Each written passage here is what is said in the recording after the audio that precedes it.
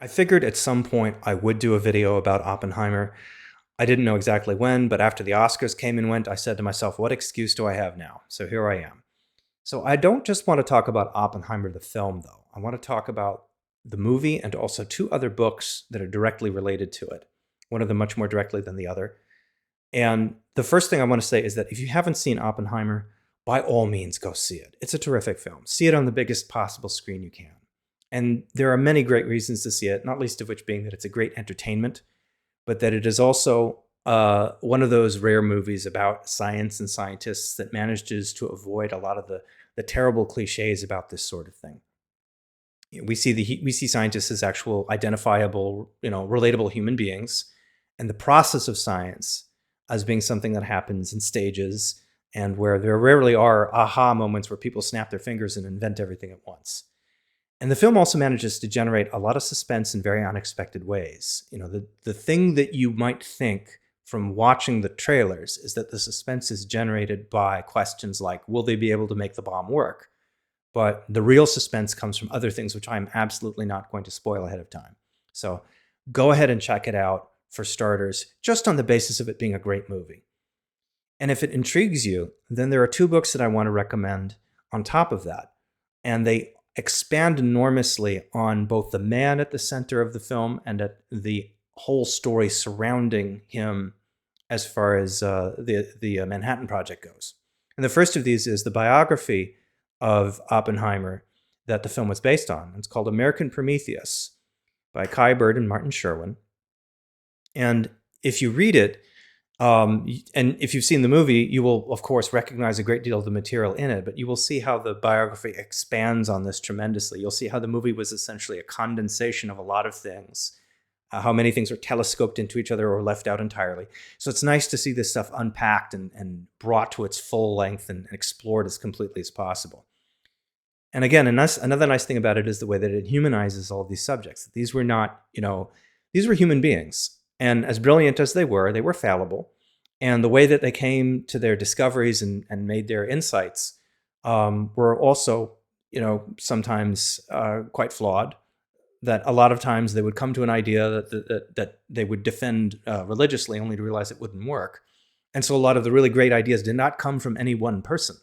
They came from several people, often working quite combatively together, or an idea would be discovered in parallel by multiple people, or discovered in pieces by multiple people who would then work together to join the pieces or to discover how all of the different ways that they were thinking about a problem overlapped and became the same thing. So the biography also, it reads like a novel. It's wonderfully written. And it's one of those books that you can just sink into for a couple of days and really sort of lose yourself. But again, it unpacks very nicely all of the things that were condensed in the film.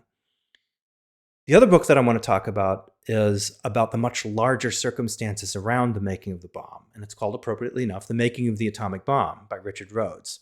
Its focus is more on the gadget, as it were. That was their name for the bomb during the Manhattan Project. And Oppenheimer is a character in it, but with a book this large and multifaceted, he is only one of many, many figures. And again, that's one of the other things that comes through throughout all of this material, is that scientific discoveries tend to take place in parallel. There may be 3 or 4 different people who come up with the same idea independently, or they come up with different incarnations of it. They have different theories about how something could work.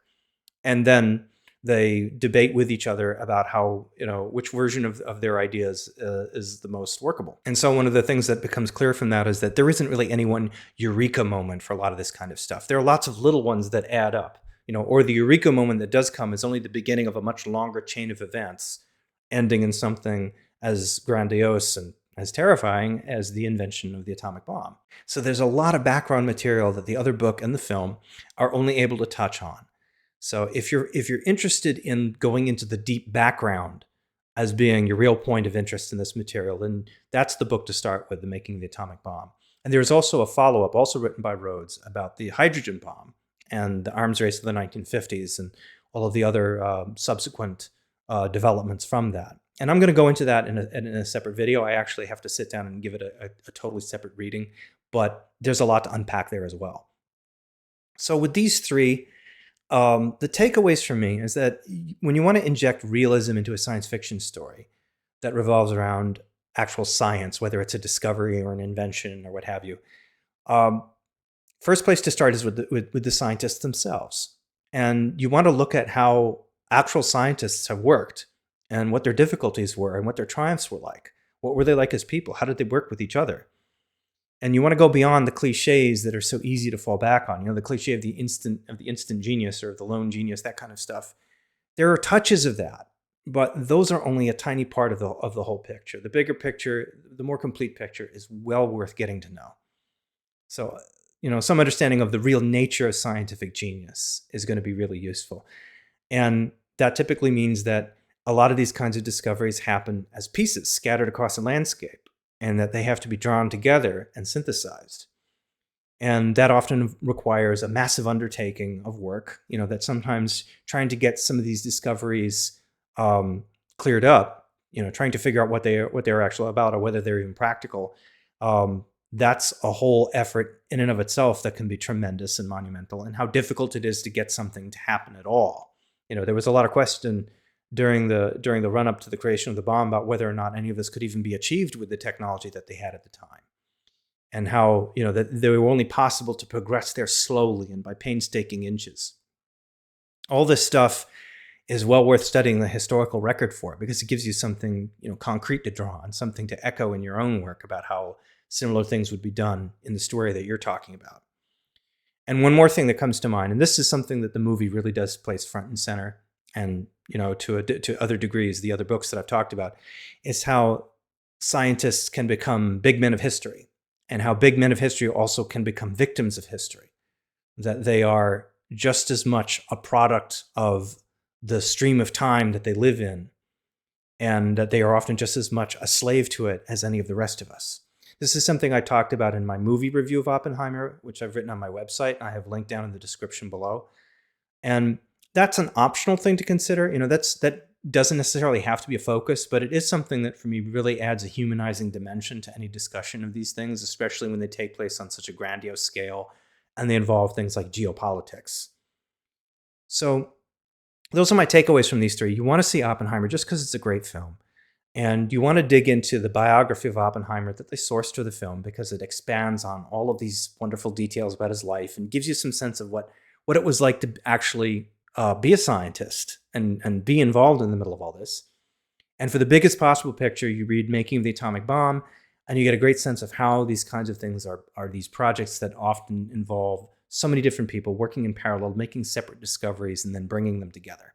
So I hope this all gives you something to think about and apply in your stories. I know that it has for me, and I'll have a lot more to talk about that in the future too. See you around. Okay, good.